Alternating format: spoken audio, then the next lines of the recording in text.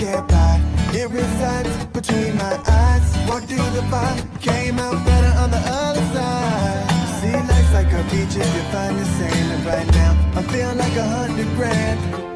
You are listening to Inspired Insider with your host, Dr. Jeremy Wise.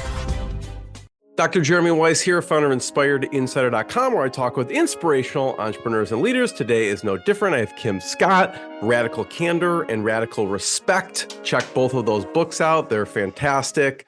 And Kim, before I formally introduce you, I always like to point out other episodes of the podcast people should check out. And since this is one of my favorite books, Radical Candor is definitely one of my favorite books, and it's been mentioned numerous times on the podcast. Some of the other interviews I've done with fantastic authors include Jeff Wetzler of Ask. Actually, he brought up your book, Tap into the Hidden Wisdom of People Around You for Unexpected Breakthroughs in Leadership and Life. Scaling Up by Vern Harnish. Traction by Gino Wickman. That was a good episode. Never Split the Difference by Chris Voss.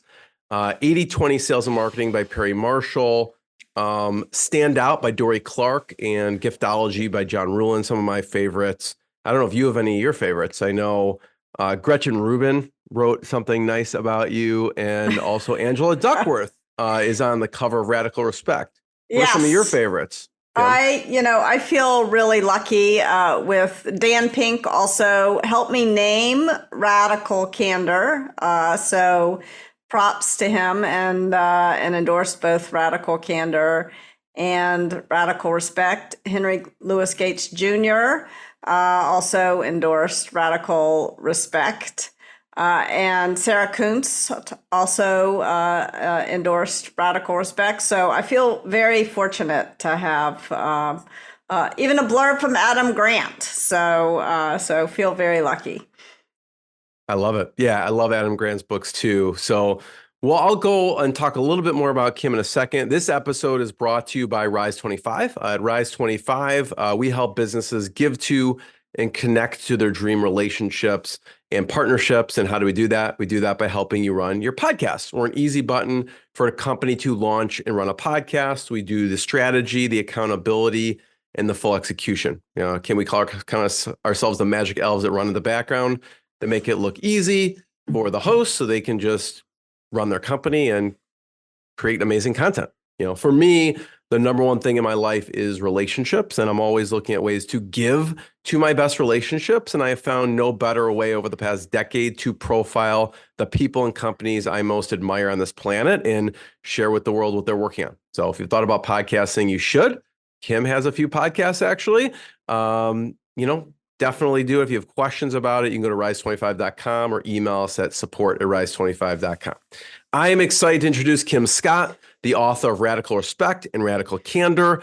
The Radical Candor approach is a combination, I would say, of caring personally while challenging directly. And it's helped many leaders move from a command and control culture to one of collaboration. And the Radical Candor framework was developed by Kim as a communication framework for specific and sincere praise and kind and clear criticism.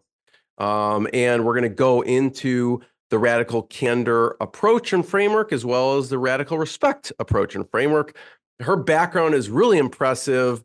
Was a CEO coach at Dropbox, Twitter, and other tech companies. She was a member of the faculty at Apple University. Before that, Kim actually led AdSense, YouTube, and DoubleClick teams at Google. And she cut her teeth as a leader with her software startup. I think she raised millions of dollars for that.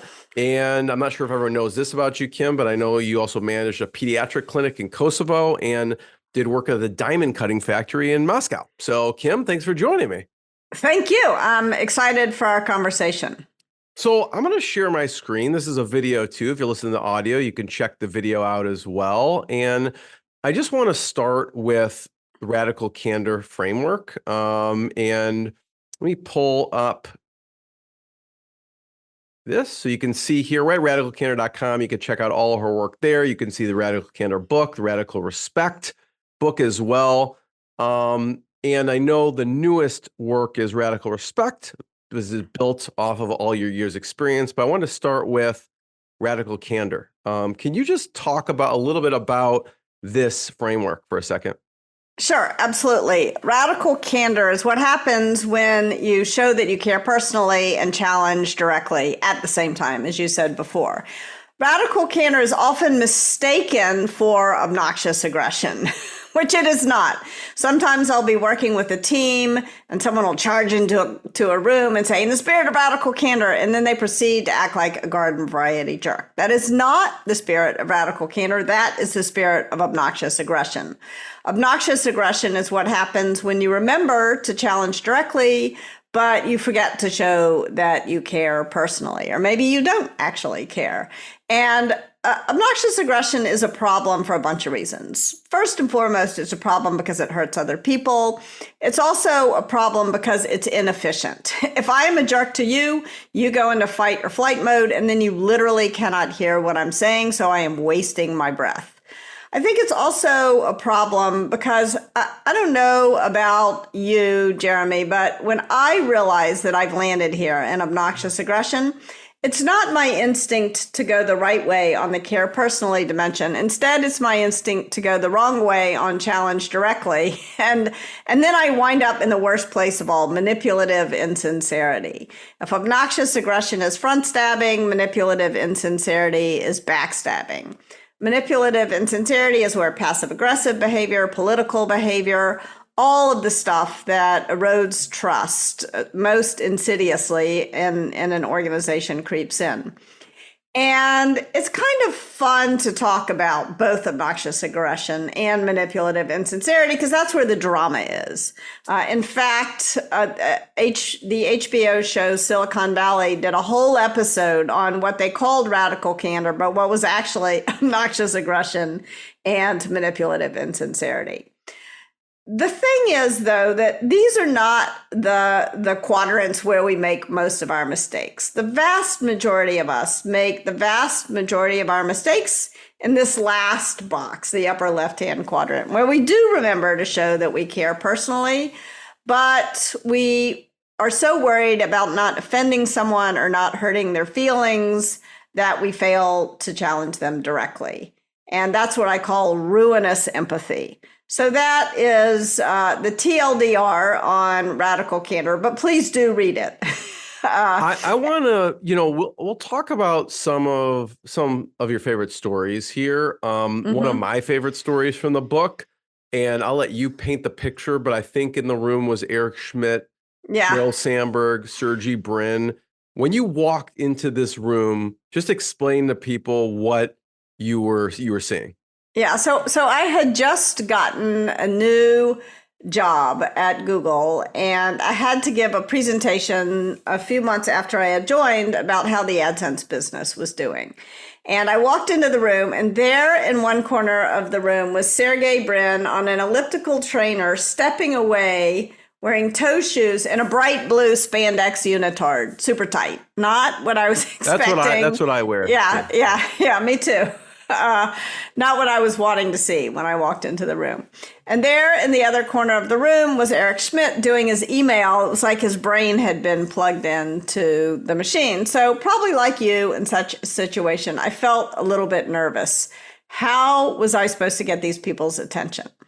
Luckily for me, the AdSense business was on fire. And when I said how many new customers we had added over the last couple of months, Eric almost fell off his chair. Why did you say this is incredible? Do you need more engineers? Do you need more marketing dollars? So at this point, I'm feeling like the meeting's going all right. In fact, I now believe that I'm a genius. And I walked out of the room.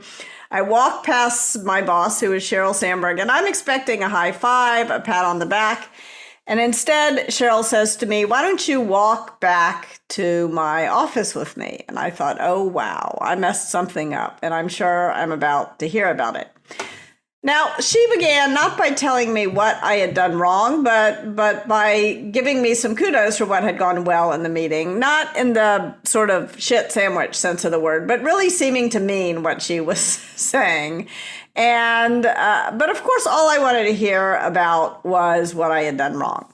Eventually, she said to me, you said a lot in there. Were you aware of it? And with this, I breathed a huge sigh of relief, because if that was all I had done wrong, who really cared? And I kind of made this brush off gesture with my hand. I said, yeah, I know, it's a verbal tic. It's no big deal, really.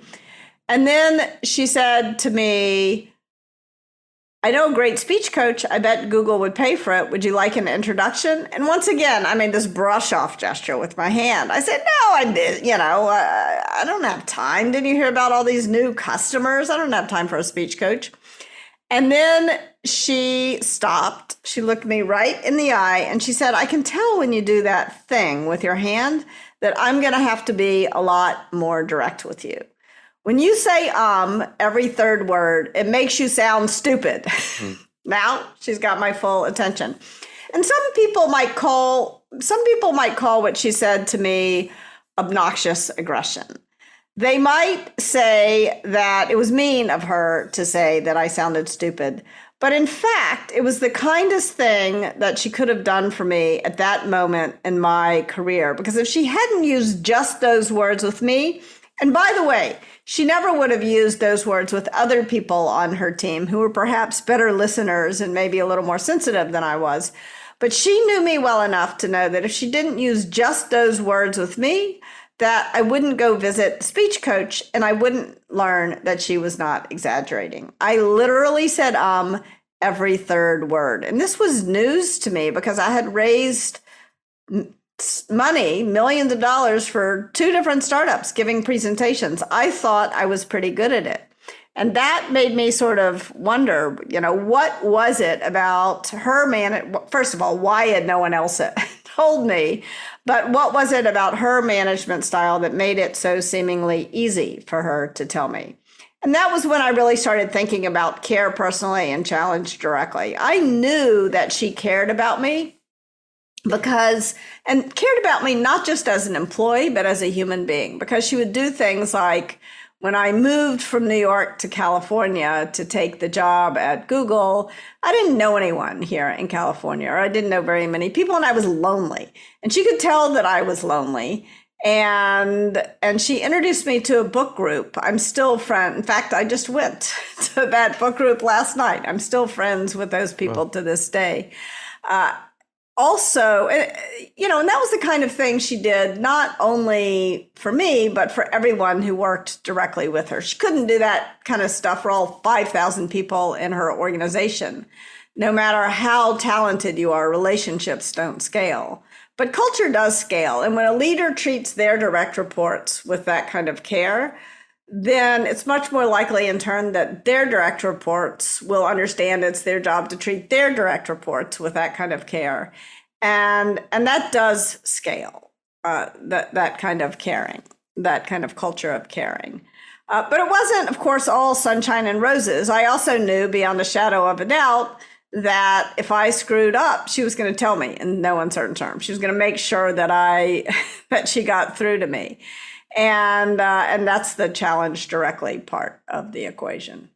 I've definitely, Kim, had people rip into me online of how I'm talking. And I think it was more obnoxious aggression because I don't know if they care for me personally, but that was still helpful, honestly. Yeah. And I still took their advice. I'm like, they're totally accurate with that. And I had to reevaluate sometimes how I talk or some of the gestures I make. So it's definitely helpful. Yeah. And by the way, you made a really important point there. Like, obnoxious aggression is bad, but it's more helpful than either ruinous empathy or manipulative insincerity. If you can sort of pan for gold or separate the wheat from the chaff of the obnoxious aggression that you get. I think that's important to write. I am not condoning obnoxious aggression. I want to be very clear.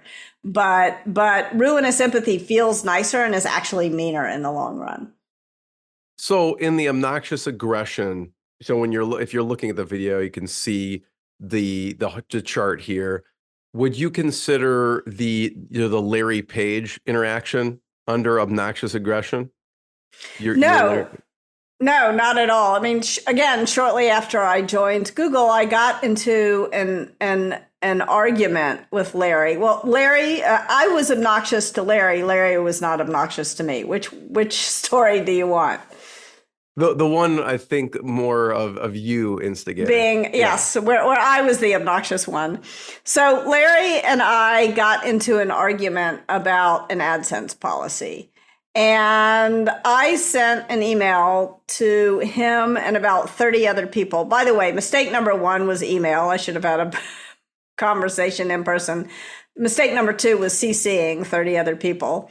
And the email read, here comes mistake number 3, the obnoxious part. Larry claims he wants to organize the world's information and make it universally accessible and useful. But if it'll make us a buck, he's willing to create clutter sites that muddle the world's information. Very clever, but obnoxious. And shortly after I sent that email, a friend of mine called me up and said, Kim, why did you do that? And let's think for a minute. Why did I do that? It's worth pondering. I think I did that because I believe, like I bet you believe, and all of your listeners believe, that there's a special place in hell for people who kiss up and kick down. But that doesn't mean that doing the exact opposite is such a brilliant move either. So you don't, if you find that you've landed in obnoxious aggression, the right thing for me to have done would have been to show I care personally, and because common human decency is the one thing that we owe to everyone who we work with, regardless of who they are in the company. So it's no better to be obnoxiously aggressive. Well, it's worse to be obnoxiously aggressive to people who have less power than you, but that doesn't mean it's good to be obnoxiously aggressive to people who have more power than you. So what I did was I made a mistake after I got that phone call that I think a lot of people make. Instead of moving the right way on care personally, I went the wrong way on challenge directly and wound up in the worst place of all. Here's my hero's journey to manipulative insincerity. The next time I saw Larry, I said, "Oh, Larry, I'm so sorry about that email. You're right, I'm wrong." 2 problems with that. One is that I was lying. I did not think I was wrong. And the second problem is that Larry, like most people, has a pretty good BS meter, and he could tell I was lying. And he said, he kind of looked at me, glared at me, he said nothing, and he just stalked off. It was one of those cringe moments. The guy sitting next to me looked at me and he said, I think he likes it better when you disagree with him than when you pretend to agree and you don't agree. So if you find that you've landed in obnoxious aggression, don't make that mistake. Don't go the wrong way on challenge directly. Instead, go the right way on care personally. So it would be less, Kim, manipulative insincerity if you actually said, you know what, if you were stating reasons of why, I looked into it and I see your position is XYZ, and you actually did come to agreement and gave specific reasons for it, would be that be? Yeah. Well, I think first of all, I don't think I could have, I think what I should have said is, Larry, I'm sorry, my email was obnoxious. I shouldn't have sent an email. And I also shouldn't have CC'd 30 people, so I should have acknowledged what I did wrong. And then what I would say is, but I still disagree with your policy. Maybe I'm wrong. I want to understand why. I want to better understand why you think this is the right policy. That's, I think, would have been a better way to handle it. You mentioned something I know you talk about in the book, I've heard this talked about before, is kind of a feedback sandwich. And you kind of debunked that a little bit. Yeah. I think that it is really radical candor. There's an order of operations. It always starts with soliciting radical candor. And then the next step is to give praise. And you want to give more praise than criticism. So I don't want to say that praise is unimportant. Praise is really important. But if you try to boil it down to a ratio and you say give, twice as much praise as you do criticism, then you wind up often saying insincere things like, "Oh, Kim, I like your bookshelves. Your books kind of suck, but those are cool glasses." Like, that doesn't make me feel any better, right? And people see through that. So you want to make sure that both your praise and your criticism are radically candid. Don't make the mistake of thinking that praise is how you show you care personally and criticism is how you challenge directly, because you'll wind up giving ruinously empathetic praise and obnoxiously aggressive criticism if you do that. Both praise and criticism are equally important. And again, your job, especially if you're a leader, but no matter who you are, your job is to paint a picture of what's possible. And praise is a better tool for that than criticism. I want to kind of complete the cycle here. We have radical candor, obnoxious aggression, manipulative insincerity, and then, the biggest mistake you say people make is ruinous empathy. Yeah. And I know this happened with your startup, and it may be tough for people. Is there some examples that you could, so people can practice, like building up the muscle of telling people? For me, it's like confrontation can be difficult, and sometimes I don't know how it's going to be received. So how do you recommend people building the muscle of giving people direct feedback, I guess? Yeah. I think one of the most important things you can do, especially if you find yourself falling into ruinous empathy a lot, is to think about a time when you didn't say the thing to the person, just trying to be nice, and then the results were really bad for that other person. So, for example, at one point, here's my story. And every time I'm tempted not to say the thing, I think about, quote unquote, Bob. That's not really his name, but anyway, I had hired this person, we'll call him Bob, and I liked Bob a lot. He was smart, he was charming, he was funny. He would do stuff like we were at a manager offsite, and we were playing one of those endless get to know you games. And Bob was the person who had the courage to raise his hand and to say, I can tell everybody's getting really stressed out, wants to get back to work. I've got an idea. It'll help us get to know each other, and it'll be really fast. Whatever his idea was, if it was fast, we were down with it. So Bob says, let's just go around the table and confess what candy our parents used when potty training us. Really weird, but really fast. Weirder yet, we all remembered Hershey Kisses right here. And then for the next 10 months, every time there was a tense moment in a meeting, Bob would pull out just the right piece of candy for the right person at the right moment. So Bob was quirky, but he brought a little levity to the office. One problem with Bob, he was doing terrible work. His work was riddled with sloppy mistakes. And I was so puzzled because he had this incredible resume, this great history of accomplishments. I couldn't understand what was going on. I learned much later that the problem was that Bob was smoking pot in the bathroom 3 times a day, which maybe explained all that candy that he had at all times. But I didn't know any of that at the time. All I knew was that Bob was handing stuff into me, and there was shame in his eyes. And what would I say? Instead of saying what I should have said, instead of being radically candid, I would say something along the lines of, oh, Bob, this is a great start. You are so awesome. We all love working with you. Maybe you can make it just a little bit better.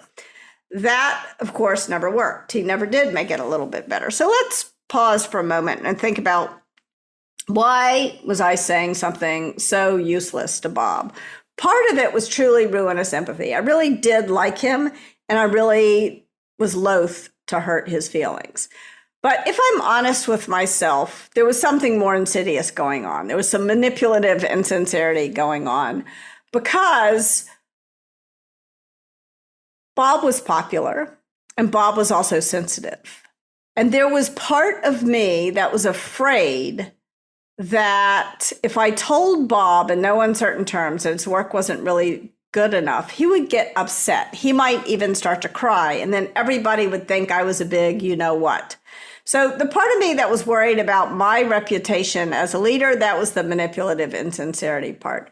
The part of me that was worried about Bob's feelings, that was the ruinous empathy part. And often these two things, this is not like MISI in McKinsey speak, mutually exclusive, collectively exhaustive.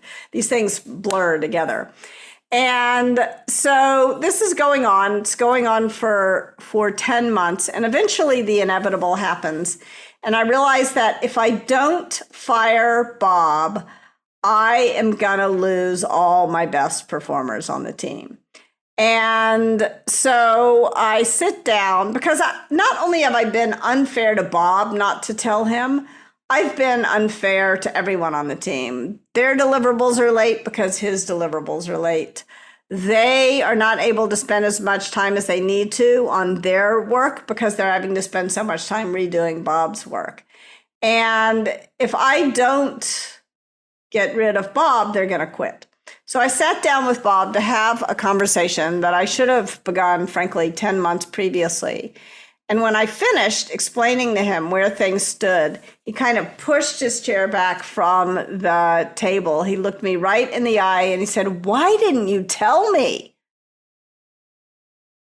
And as that question was going around in my head with no good answer, he looked at me again and he said, "Why didn't anyone tell me? I thought you all cared about me." And now I realize that by not giving Bob the feedback that he needed, thinking I was being nice, I'm having to fire him as a result of it. Not so nice after all. But it was too late to save Bob. Even Bob at this point agreed that he should go because his reputation on the team was just shot. All I could do in the moment was make myself a very solemn promise that I would never make that mistake again, and that I would do everything in my power to help other people avoid making that mistake, because it is so painful for all of us. It was painful for me. It was much worse for Bob. It was bad for the whole team, and it was bad for our investors because we weren't getting stuff done. Yeah, and in a couple parts of the book, thanks for sharing that. That you talk about too, which is kind of like a spinach in the teeth example where like, would you let your friend, or would you want someone to tell you, because after reading your book, I see someone at the table and they have like a big chunk of something. Before I'm maybe like, they'll figure it out. And now I'm like, hey, you have something in your teeth, right? And you also talk, and you could hear there's a body odor example in the book. Yeah. So people can answer that. You have to read the book for that one. But there's a lot of great stories and great examples. One thing, Kim, one of my favorite parts of the book that I took back and implemented was going to the team and saying, what should I start doing and what should I stop doing so I can be better? And what was interesting about that exercise is, I don't know, people want to be nice, right? And so I really have to dig a little bit. And one of the things I find, and I get like I don't know if it's an uncomfortable laugh out of people, but I'm like, listen, I'm definitely not perfect, right? And so then they uncomfortably laugh like, yeah, that's true, Jeremy. But like, I'm still trying to get the team to have radical candor with me. And sometimes it's not easy. I know you've had people say, hey, I did this with my boss and I got fired. And you're like, well, maybe you should have a different boss. But I did get some interesting answers. So thank you. I encourage people, check that part out. And that was very helpful for me. And I think I have to build that muscle with the team too. Yeah, I think that especially when you're a leader, but no matter what your role is in the situation, it's the same up, down, and sideways. There's an order of operations to radical candor, and it should always begin with soliciting feedback, because you want to know what the other person thinks. And if you get good at soliciting feedback, you get this superpower of knowing what other people think. And not only do you need a good question, you also need to learn how to embrace the discomfort after you ask your question, because no matter how good your question is, the other person, as you said, is going to feel uncomfortable. And simple tactic here is close your mouth and count to 6.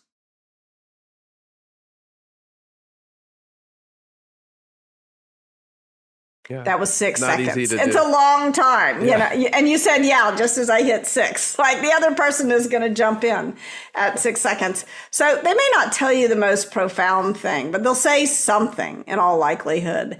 And so your next step is to manage your own tendency to be defensive. Even though you just solicited feedback, you're probably going to feel defensive when you get it. And that's okay. Extend yourself a little grace. It doesn't mean you're shut down to feedback or lesser mortal. It just means that you're human, and your humanity is all part of this. So you want to try to learn how to ask some follow-up questions to manage your own defensiveness. And last but not least, you want to reward the candor. So if you agree with the feedback, fix the problem. If you disagree with the feedback, don't just say thank you for the feedback, because that sounds like F you, actually. You want to make sure that you are taking the time to think about what's the 1 or 2% or 10%. They said something you could agree with. So give voice to that just to show that you were listening. And then offer a respectful explanation of why you disagree, if you disagree. I think that's so important. And if you can, you want to listen, challenge, commit. And especially if you're the leader, the more often you can commit to their, if you have, Russ Laraway always used to say to his direct reports, if we have data, let's do what the data says. If all we have are opinions, let's go with yours. So commit to doing things the way your direct reports recommend, unless you have some information that you are certain that you're right about, which certain that you're right is something we should very rarely be. So check out Radical Candor. I want to talk about radical respect. And like with the way I see it, Kim, like you could just have rode the Radical Candor wave and just kept doing Radical Candor. So I'm curious of what made you decide to write Radical Respect. So if you write a book about feedback, you're going to get a lot of it. And indeed, I did. And hands down, the best feedback that I got about Radical Candor is what prompted me to write Radical Respect. I was giving a tech talk at a Radical Candor talk at a tech company in San Francisco. And the CEO of that company is a person who I like and respect enormously, and one of too few Black women CEOs in tech, or frankly, in any other sector. And when I finished giving the Radical Candor talk, she pulled me aside and she said, Kim, I'm excited to roll out Radical Candor. I think it's going to help me build the kind of innovative culture that I need. But I got to tell you, it's much harder for me to roll it out than it is for you. And she went on to explain to me that as soon as she would offer anyone, even the most compassionate, gentle criticism, they would call her an angry Black woman. And I knew this was true. And I knew how unfair it was and how disrespectful it was. And so that's what made me really take a step back and say, okay, if we're going to care personally and challenge directly, we need to respect each other, because if you don't respect someone, you're not going to challenge them and you're not going to care about them. And by respect, the word respect has two very different definitions, confusingly. One is something that one has to earn. I have to earn your respect as a leader, as a writer, whatever, by doing the thing. That's not what I'm talking about. What I'm talking about is the unconditional regard that we owe each other for who we are, what we bring to the table, for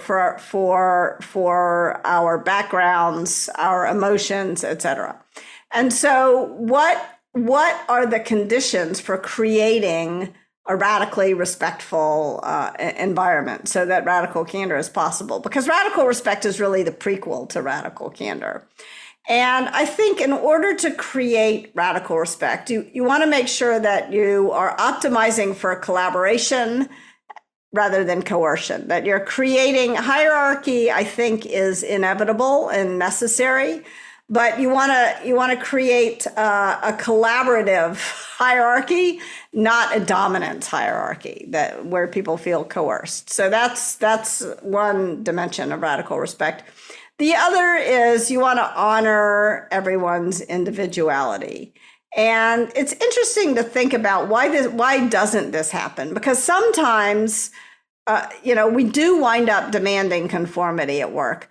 But sometimes it's intentional, but it's rarely intentional. Like I've never met anyone who says, what I really want to do is create a dystopic 1984 style, everybody's marching in lockstep, kind of wearing the same clothes kind of work environment. We know that we need to honor everyone's individuality, and we expect that our own individuality will be honored. And when we can do this, we get a kind of environment where the strength of the team is the individual and the strength of the individual is the team. You get the best of both worlds. That's the the idea behind a good 2x2 framework. But so why doesn't this happen? I think that's the question. Yeah. So talk about, what leaders can do. Yeah. So I think it is important to really understand what happens that moves us in the wrong direction, that moves us away from individuality towards demand and conformity, and what moves us towards coercion away from collaboration. And there's a million things, of course, but I'm going to boil it down to the big three: bias, prejudice, and bullying. And so one of the things that we can do as leaders is to begin to understand what gets in the way and what the difference between bias, prejudice, and bullying is. Because we often conflate bias, prejudice, and bullying as though they are the same thing.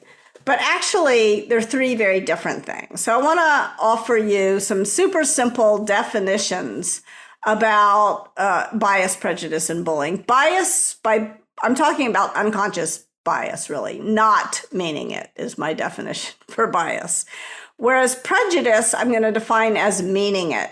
Prejudice is a very consciously held belief, usually incorporating some kind of inaccurate and unfair stereotype. And bullying is not about a belief, conscious or unconscious, just being mean. And so once we begin to separate these things out, we can begin to have a better idea about what we can do as leaders to prevent these things from destroying respect on our team. Yeah. You want some thoughts about? Yeah, go ahead. Yeah, because I think one of the problems is, and you can teach this to your team as a leader, one of the problems is that and I want you to think about, like, when was the last time you were in a meeting or in a conversation with someone and they said or did something that was so cringeworthy, it sort of made your heart stop almost, but you didn't know what to say, like within the last 24 hours, probably. And this is a real problem when we don't say anything in those moments, whether we're the leader or the upstander or whether it's directed at us, because it means that we're not helping someone we care about. We're not helping our team work better together. It's going to hurt our results, but it also is going to hurt us. Like, it wakes you up at 3 a.m. and you suffer almost like a moral injury if you don't say anything. So what can you say when you don't know what to say? If you think it's bias, use an I statement. If you think it's prejudice, use an it statement. If you think it's bullying, use a you statement. So here's what I mean by that. Let's start with bias. One of my favorite stories about bias is a friend of mine she was at a very small company and they were meeting with a big company. So she and 2 colleagues went to this company and they were shown into a conference room with big, long, 30-person table. She had the expertise that was going to win her team the deal. So she sat in the center of the table and her 2 colleagues, who happened to be men, sat to her left. When the other side came in, the first person sat across from the guy to her left. The next person sat across from the guy to his left, and everybody else filed on down the table, leaving her dangling by herself. Often how bias shows up. She began talking. And when the other side had questions, they didn't direct them at her. They directed them at her 2 colleagues who were men. It happened once. It happened twice. You're nodding. You've seen this happen, right? For sure. Yeah. And it happened a 3rd time. And finally, one of her colleagues stood up and he said, "I think we should switch seats." That was all he had to do as both an upstander and a leader to totally change the dynamic in the room. And why did he do that? He did it for several different reasons. There's a practical consideration. He did it because he just wanted to win the deal. And he knew if he couldn't get them listening to her, that they wouldn't win the deal. There's also an emotional component. It bothered him that to see her who he respected, get ignored. And so he wanted to do the right thing by her. But it wasn't that he thought, there's a third thing, which is sort of efficiency. It wasn't that he thought she couldn't speak up for herself, but he realized it was easier for him to speak up and easier for them to hear it from him than it would have been to hear from her that they were ignoring her. And then I think there's this fourth kind of self-preservation. He didn't want to wake up at 3 a.m. thinking, why didn't I say the thing, which happens, I think, to all of us. And so that was why he used the I statement. An I statement, he was sort of holding up a mirror. It invites the other person in to understand things from your perspective. You could also say, I don't think you meant that the way it sounded. I don't think you're intending to ignore her, whatever. So that's an example of an I statement. But if it's prejudice, holding up a mirror is not going to work because the other person is going to look in that mirror and they're going to like what they see. They're going to grin. They're going to be like, yeah, aren't I good looking? And so if it's prejudice, you need an it statement. An it statement draws a very clear boundary between one person's freedom to believe whatever they want, but they can't impose that belief on others. So an it statement can appeal to a law, it can appeal to a company policy, or it can appeal to common sense. You want a story about? Definitely. All right. So this happened. There's Kim, what's interesting about this, there's like seedlings of this in Radical Candor, because you do talk about gender bias. You also do talk about where you go to and we're debating of giving a talk to a company where you didn't agree necessarily with the values. So there is these seedlings I could see in Radical Candor. Yeah, absolutely. I was thinking about this, but it's interesting. I was also sort of in denial about the having experienced these problems. I think in part because I didn't want to think of myself as a victim, but I was even deeper in denial about the times when I was the one who had been the culprit, who had been disrespectful. So and as a leader, I was like, if I'm in charge, there will be no bias, prejudice, and bullying on my team. But of course there was. So anyway, at one point, prejudice, for the prejudice story and the it statement, how to use an it statement. I think that I had just returned from parental leave. And so I'd been out for about 5 months. I had just had twins. And I was chit-chatting with a guy before a meeting. And he said to me, my wife doesn't work because it's better for the children. And of course, at that moment in time, that felt kind of like a gut punch to me. But I didn't think he really meant it. I thought it was unconscious bias speaking. So I said to him, I decided to come to work today because I want to neglect my children. And I was expecting him to laugh. Yes, I was expecting them to have your reaction. He would laugh and apologize and we would move on. But no, that's not what happened. He doubled down. He said, oh no, Kim, it is really bad for your children that you are working. Ooh. And yes, oof. So now I know it's not unconscious bias. It's a very consciously held prejudice that he has. And so my I statement was not going to work. So I used an it statement and I said, it is a violation of company policy for you to tell me that I am neglecting my children to show up at work today. And that had the desired effect. He kind of backed off. And I said to him, look, I'm not going to make a thing of this with HR. I'm not going to over-delegate this conversation to HR. But now I'm going to use a second it statement, appealing to common sense rather than to the company policy. And I said, it is my decision together with my partner, how we raise our children, just as it is your decision together with your wife, how you raise your children. And that, he kind of was grokking that a little bit, but he still seemed a little uncertain. And I knew that I was going to have to work with him. So I tried, I took a third crack at this. And I said, it's my guess that you don't want to read my research any more than I want to read your research. And that very clearly, like, you can think what you want. I can think what I want. We don't even have to read each other's research. We just have to work together. And there's a whole host of things that you don't have to agree on in order to work well together. So that's one thought. I mean, if you really want to go deeper in terms of prejudice, I think it's a good idea to have the conversation if you want to have a deeper relationship. But you do not have to discuss you just have to say, you stay here, I stay there.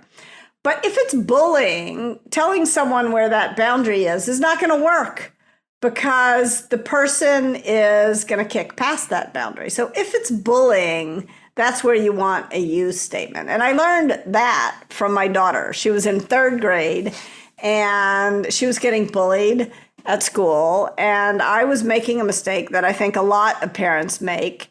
And I was telling her to use an I statement. I feel sad. Tell this child, I feel sad when you blah, blah, blah, blah, blah. And she banged her fist on the table and she said, Mom, they are trying to make me feel sad. Why would I tell them they were succeeding? And I'm like, that is a really good point.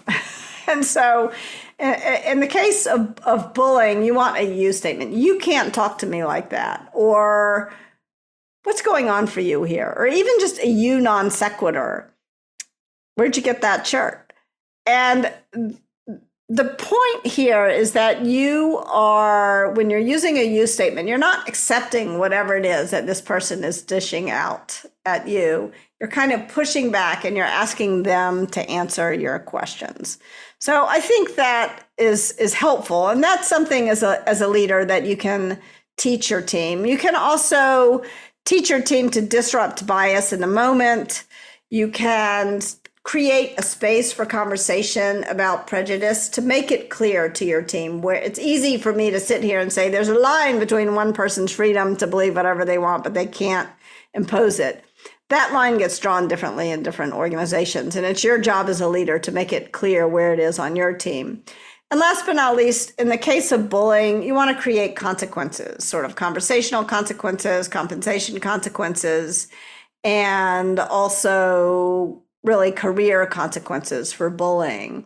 And then you want to make sure that you are taking the time to design your especially if you're a senior leader, to design your management systems to prevent power from making things go from bad to worse. If you don't design your management systems to create some checks and balances on power, then you wind up getting discrimination, harassment, and physical violations.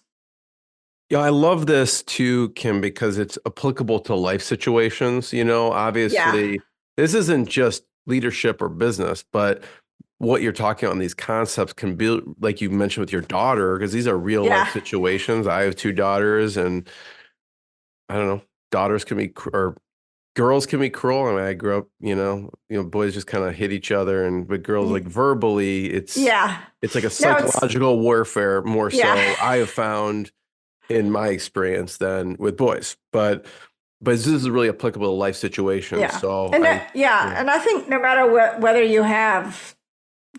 matter what gender your children are, or whether they don't choose a gender, you want to make sure that you're equating sort of verbal violence with physical violence. Because sometimes I have twins, as I mentioned, and as they got older, I would find one of them would antagonize verbally the other until one hit the other, and it was tempting to punish the one who hit the other and let the other one off the hook. And it was important to recognize that both the verbal harassment as well as physical harassment of each other. I think that's an important point. So, Kim, I know you have to go in a few. So my last question, first of all, I want to point people to check out radicalcandor.com. You can see the book Radical Candor and Radical Respect, and also obviously radicalrespectbook.com. My last question is just, how do people typically engage with you? What kind of services do you offer? I know obviously they can get the book. What else? How else can people work with you? Sure. Well, we have a podcast, a Radical Candor podcast and a Radical Respect podcast. And if people have management questions or challenges, write them in, and we'll often offer advice on the podcast free of charge. We also do talks and workshops at companies and for teams all over the world, actually. We have a bunch of Candor coaches, as well as I do keynotes. And we're building a community for folks. We're building also a fake Kim Scott, FAIK, an AI version of me, because, I don't scale, and people often want to ask me questions, but fake Kim Scott will scale, and you can criticize fake Kim Scott and make fake Kim Scott better, and you will never offend me by, it's one of the great opportunities of AI is that it's easier to give it feedback than to give a human being feedback, and it gets better, it works. And so we also built this great course called the Feedback Loop. We partnered with Second City, so you can check that out. That's an easy way for you to teach radical candor to your team. I love it. Everyone check out radicalcandor.com and radicalrespectbook.com, and we'll see everyone next time. Kim, thank you so much. Thank you. Really enjoyed the conversation. What I got, you can't buy. It resides between my eyes. Walked through the fire, came out better on the other side. See, life's like a beach if you find the sailing right now. I'm feeling like $100 grand.